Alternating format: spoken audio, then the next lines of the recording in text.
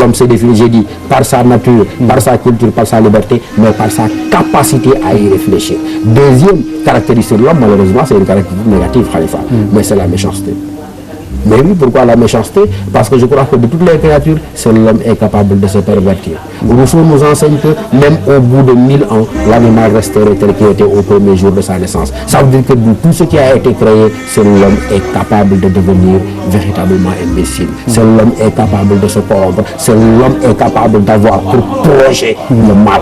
Aucun animal n'est capable d'avoir pour projet le mal. Et donc, paradoxalement, pour définir l'homme, on dira que sa capacité à être méchant, malheureusement, ce qui le définit.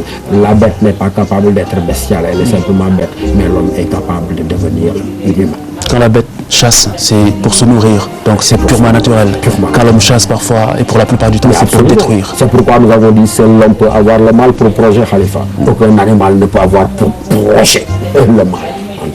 Pour le mal. Pour le mal. C'est une espèce de l'homme, hélas. Professeur, ce serait presque juste de définir l'homme, de le différencier des autres par l'esprit.